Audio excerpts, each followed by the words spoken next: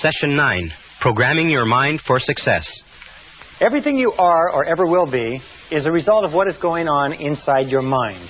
This is the most awesome concept that I've ever discovered, that anybody has ever discovered, that you can dramatically change the outer realities of your life by changing your inner attitudes of mind, as William James said. We talked earlier about the various laws, the law of belief, that your beliefs do become your realities, that you actually see the world in terms of what you believe to be true about it. Beliefs create the actual fact. As a man thinketh in his heart, or as a woman thinketh in her heart, so are they. We also know that law of correspondence says that your outer world will always correspond with your inner world. That means that there is something in your inner world that corresponds to everything in your outer world. The great Emmett Fox said this when he talked about the mental equivalent. He said that everything in your outer life has a mental equivalent in your inner life. Anything that you want to see different in your outer life, you must first provide the mental equivalent internally. And the law of attraction says that anything that you keep holding your mind on a continuing basis, you draw to you. That your dominant thoughts set up a force field of energy that draws into your life the people and circumstances that you need. I mention that because of this. Many people say, well, how will I get a better job or a better relationship? How will I find the information I need or get the education and so on? You don't have to worry about it. All you have to do is get it crystal clear in your mind, and you trigger into and get into the flow of these universal mental laws, and everything that you need will be brought to you exactly as you need it, exactly when you need it, and exactly in the form that you need it. Now, we're going to talk in this session. We talked about self-concept before. We said that your self-concept is that bundle of beliefs inside that determines everything that happens to you. Your self-concept is the sum total result of every single piece of information that you've ever taken in about yourself or your world, accepted as true. It becomes part of your self-concept, and your self-concept is the corresponding inner mechanism that determines what happens to you. What does this mean? It means that all change begins with a change in the self-concept. All change begins by you taking in new information that changes your beliefs. Now, beliefs are the hardest of all things to change because we defend them so vigorously. We have to be willing to give up some of our self-limiting beliefs. We have to be willing to look at our beliefs honestly. Remember, we talked about self-knowledge. You have to be willing to look at our beliefs honestly and say, do these beliefs serve me? Is this what I want to be? Is this what I want to do? Is this the best that I can have? And you begin to question your beliefs and change your self-concept by taking in new information that develops a new self-concept. And that brings us to a concept called the psychology of becoming. The psychology of becoming says that each one of us is in a continuous state of growth and change. That your self-concepts and your beliefs are changing all the time. For instance, when you were a child, you believed one set of things about the adult world. When you were a teenager, another. When you were in your early 20s, you believed another. And as we grow and evolve, we change our beliefs and our self-concept. We change our self-image. We change the way we see the world. So we're in this process of becoming all the time. It's going on. It's almost like this. It's like a tumbleweed. Is that you are evolving and changing and growing all the time, but always in the direction of your dominant goals. Always in the direction of what you are thinking about the most intensely at the time. For instance, an alcoholic or a drug addict is also evolving and changing, flexible. And the other is called psychosclerosis. Psychosclerosis is simply a hardening of the attitudes. A hardening of the attitudes. People with psychosclerosis develop what is called fixed ideas. Fixed ideas lead to rigidity and an unwillingness to change. Both of these lead to getting stuck in the comfort zone. Remember, the natural tendency of all human behavior is for you to start doing something in a certain way and then get stuck in a comfort zone. You get stuck in a comfort zone in a relationship, even if you're not happy, in a job, even if you're not satisfied, with a particular level of income, even if it's not enough. You have to fight the comfort zone because the comfort zone very soon becomes a rut. And they say that a rut becomes a grave. And the only difference between a rut and a grave is the depth. Or another way that it's been put is that a grave is simply a rut, or a rut is simply a grave with the ends kicked out. So be very alert to that, because the great majority of people in our society tend and evolve naturally to get into a comfort zone, to become very rigid defenders of the status quo, to become very hardened in their attitudes. They get into this comfort zone, they fall into this rut, and even if it would be good for them, they don't change. Now, this leads us to the two great powers that control everything that happens to you. And the first power is the power of love.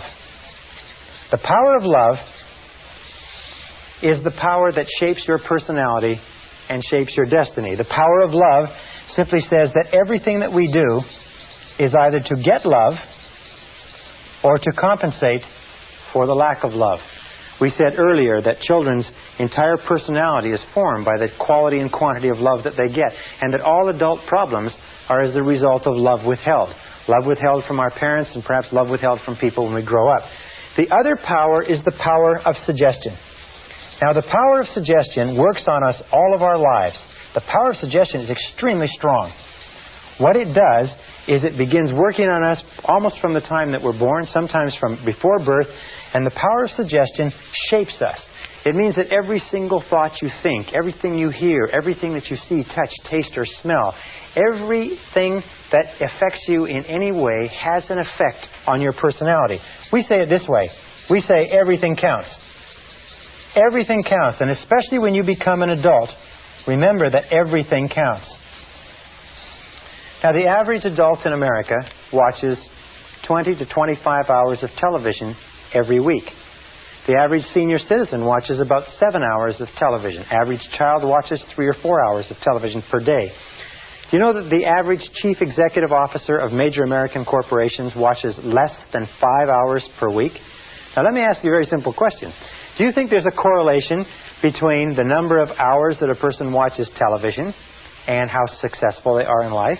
Do you think that the suggestive influences, books, magazines, tapes, courses, seminars, people, television programs, and so on, that you watch, listen to, read, associate with on comic strips and the sports pages, who read junky magazines or nothing at all, listen to the radio, don't do anything with their time or their minds? They say, but I want to be successful. I want to be more successful. I say, well, what about all these things that you're doing to waste your time? They say, well, I don't count that.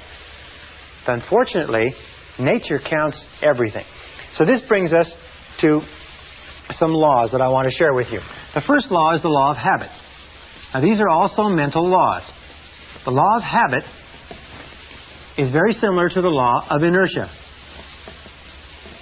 The law of inertia says that a body at rest tends to remain at rest unless acted upon by an outside force. It also says that a body in motion tends to remain in motion unless acted upon by an outside force. The law of habit says that in the absence of a specific decision on your part to change some aspect of your life, the natural tendency will be to go on the same way indefinitely. As a time management specialist once said, the more you do of what you're doing, they want badly enough, they do not have success habits. 95% of your success is going to be determined by the type of habits you develop. And if you have good habits, you're going to be successful in spite of anything else. The law of emotion says simply this. It says that every decision that you make is based on emotion. Is that we used to say over and over again that people are 90% emotional and 10% logical. Well, one of the great discoveries that I've made in the course of my research is the discovery that we are 100% emotional. That we're not even 99% emotional. Every single decision we make is an emotional decision. If somebody says, well, it's the logical thing to do, what it simply means is they have more emotion invested in that, even though it sounds logical. The law of emotion says that every decision that we make is emotional, and it says this. It says that stronger emotion will dominate a weaker emotion. Stronger emotion dominates a weaker emotion. So whichever emotion is stronger will be the dominant emotion and will determine what you do. All action is determined by the emotion that is predominant at the time. And with whatever the stronger emotion, if it is fear, fear will determine what you do. If it is desire, desire will determine what you do. The two major emotions that wrestle within us all the time are fear versus desire. World Championship goes on over and over again. Your fears that hold you back, your desires that propel you forward. Now, how do you turn this equation so that your desires win? It's very simple. You use the law of concentration. And you think about what you want all the time. You dwell on what you want all the time. You keep your mind fixed on your desires. You become totally preoccupied with what you want. And as we said before, your fears have a tendency to dwindle. But whichever thing you think about, if you think about your fears or you think about your desires, whichever one you think about, by the law of emotion, is going to determine your actions, and your actions will determine your outcomes. This brings us to another law, which is called the law of expression. And this law of expression is very interesting. This law of expression goes back many, many years, and it predates even a quote from Aristotle, which says, whatever is impressed is expressed. Whatever is impressed is expressed.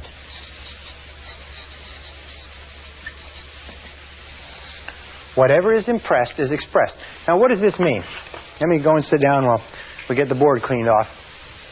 It means simply this, is that whatever is impressed into your psyche for any reason, and from whatever source, whatever is mixed with emotion and dropped into your self-concept, will eventually be expressed as part of your personality, part of your reality.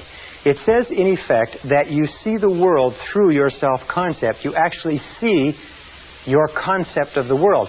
You do not believe what you see what you believe.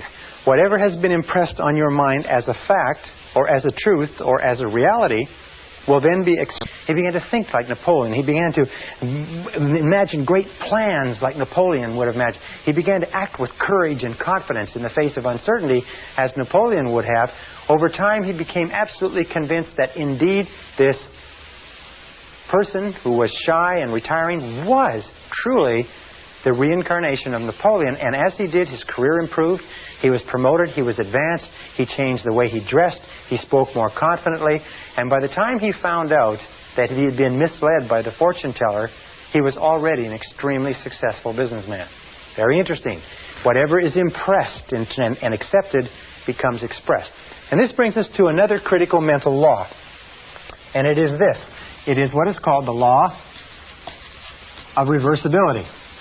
When I first learned about this law, I was so excited I wanted to wrap it up and tie it up and not tell anybody. This is the first time in any form that I've ever explained this law to other people. The law of reversibility says simply this, is that if you achieve a certain level of success, a certain level of health, a certain quality of relationships, then that quality of relationships will create a subjective state. A subjective state means a feeling or an emotional state. In other words, if you win a prize, you will feel like a winner. If you fall in love, you'll feel like a lover. If you succeed in business, you'll feel like a success. The objective creates, in other words, the objective reality or the fact actually creates the subjective or the emotional state. That makes sense to you? In other words, something happens, you feel great, you get the feeling. However, the law of reversibility says this. If you can grasp this, this one fact alone can change your life, because it has changed mine. Is that if you can create artificially the subjective state, the feeling will trigger the law of attraction and correspondence into motion, and will draw into your life the people, circumstances, and opportunities necessary to create the objective that is constant with the subjective. And here is the method. It's so simple, it's astonishing. It is this, is whenever you think of something that you really desire, imagine that you have it already. Imagine that you have it already. It sounds like a game, like children would play. But it is so powerful that it is awe-inspiring, and all I suggest you do is try it for a little while. Just imagine, close your eyes, driving along, think about it if necessary, stand, relax, do whatever you want, but just imagine that you've already accomplished it, and try to get the feeling. Get the feeling. As though it were already a success, as though it were a past tense, as though it were already accomplished, that you don't have to worry about it again. You've already got the feeling. And if you will play that feeling over and over again, this law of reversibility will create this feeling. As you dwell upon the feeling more and more, the feeling will actually begin to change things inside you and outside of you, and draw you toward your goal and draw your goal toward you, and the objective will come into reality exactly at the right time and place. You don't even really have to worry about the process between the two or what the steps are. All you have to do is hold that feeling very, very intensely. And we'll talk about this a little bit more when we talk about mental programming methods. Now, the next law is the law of practice. The law of practice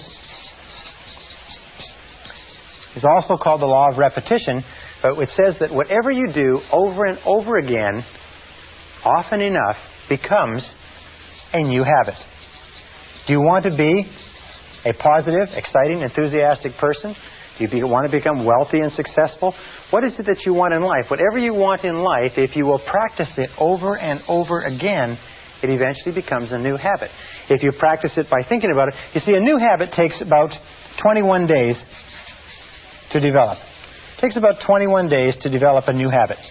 21 days of repeating it over and over again.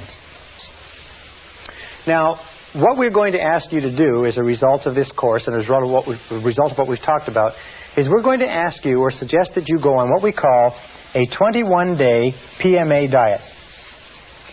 That means that for 21 days, we're going to ask you to do a very difficult thing. One of the most difficult things you'll ever do in your life is for 21 days, we want you to keep your mind on what you want and keep it off of what you don't want. Keep your conversation on what you want. Keep your conversation off of what you don't want. Keep your dreams, your imagination, your thoughts, your feelings, everything in your environment consistent with what you desire, and keep it off of what you don't want. It's very simple. It's not very complicated. It's one of the most difficult things that you'll ever do. Now, why do we pick 21 days? Well, a very good reason. You see, it takes 21 days for a chicken that has a brain the size of a pea to sit patiently, calmly, faithfully on an egg to hatch the egg. Now, we feel that if a chicken with a little brain like that can sit of reversibility, the very law of emotion, the very law of habit that we talked about will actually begin to be changed. Now, what are the 4 things you need in order to make this great change? Number 1 is you need desire. Desire is the starting point of all change. The most important question that you have to ask yourself in life is how badly do you want what you want? How badly do you want it? Or do you want it at all? You see, there's an awful lot of people who want an awful lot of things. But how badly do they want it? If you want it so badly, if you want it with tremendous intensity of desire, there's really nothing in the world that can stop you from getting it. There's an interesting story was told about Socrates, and Socrates was talking to one of his students, and the student said, "I am hungry for knowledge. What can I do to increase my knowledge?" And Socrates said, knowledge is something that is readily available and easy to get if you want it bad enough. He said, I'm sure I want it badly enough. And Socrates said, come with me. And he walked him offshore into the ocean, who have undergone great sacrifices so that the mother can stay home with the young children during their first 3 to 5 years. And people say, well, you're crazy, you need the money, you can't take trips, you don't have enough money to pay bills when you're not one of 2 people working. They say, yes, but our decision is to give our children the finest grounding and the finest emotional basis possible. And we feel that the way to do it is for the mother to be home with the children. So they're willing to make the sacrifices. And of course, everybody has to make their decisions with regard to what sacrifices they want to make. The third is determination. Determination means to back your plan with, if you like, iron willpower. Again, every single study that I've looked at, and I've spent, in the course of my lifetime, I've spent almost 30,000 hours studying the subject of personal and corporate success, is that iron willpower is absolutely critical. Determination, the willingness to stick in when the going gets tough, the willingness to persist in the face of adversity, that kind of determination is absolutely critical to developing the new habit patterns of thought that will guarantee your success. And finally, discipline. This is my big favorite. It's usually the only place in this course where I mention this, but discipline is the master key to riches. Discipline is the master key to riches. Discipline, the willingness to do what you know you should do, when you should do it, whether you like it or not, is the critical key to your success. Why is it that people fail in life? It's no miracle. It's no mystery. The reason people fail in life is that they're not willing to do whatever is necessary. They're not willing to pay the price. half the time, most 3/4 of the time, they don't know what they want. And the ones that do know what they want are not capable of disciplining themselves. So the next time you sit there watching the television, next time you drive along listening to the radio instead of listening to an audio cassette program, you have to ask yourself quite honestly, in terms of the wonderful life that you are capable of enjoying, in terms of all the things that you want, is this moving you toward it, or is it moving you away from it? Because the truth of the matter is that everything that does not move you towards your goal moves you away from your goal. That nothing is neutral, that everything counts, that the sands of time are running, the clock, the meter is going right now. A very good friend of mine said, remember, this life is not a rehearsal for anything else. This is the real one. And the question you have to ask yourself is, are you serious about being and having and doing everything that's possible for you?